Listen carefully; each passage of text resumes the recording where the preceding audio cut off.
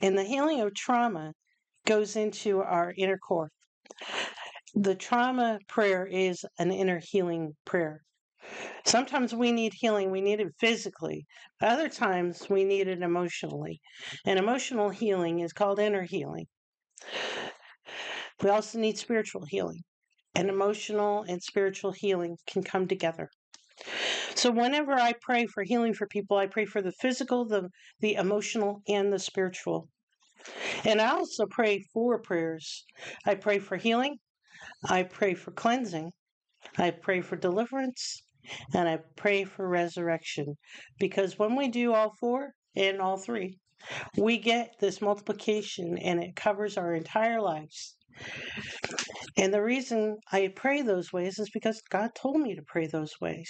He says, so often we pray, God, I need healing, I need healing, I need healing. And we forget about the reason why we needed the healing to begin with. Sometimes we need cleansing.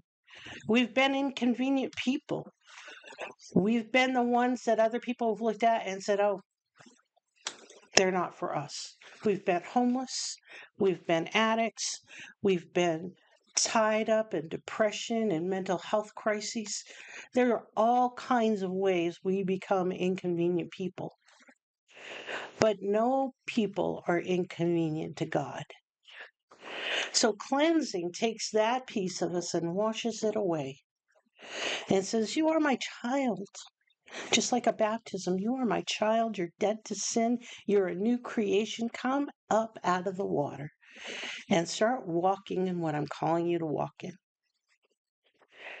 Now, deliverance is that spiritual healing where sometimes when we've opened up doors, the enemy comes in. If you're in a battle and you open up your window, the guy is going to crawl up the wall to get into the house. And once you got him in, it's hard to get him out.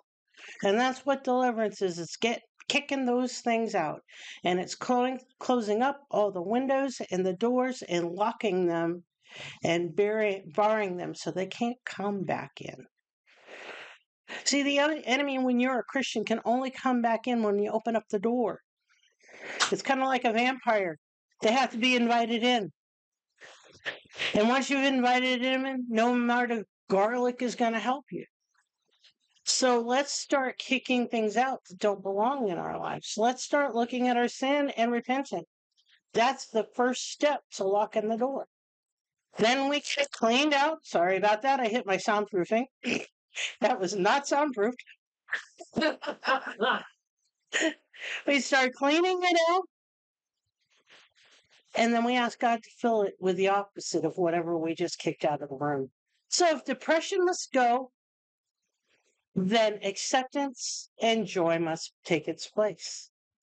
Because the opposite of depression is joy. The opposite of anxiety, trust in God.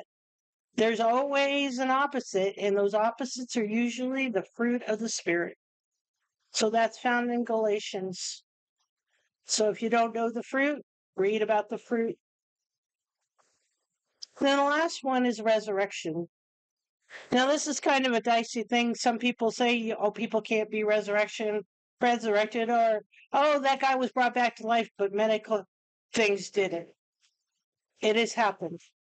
And sometimes resurrection means the resurrection of our heart, where we were bound up in garbage and we were told we weren't good enough.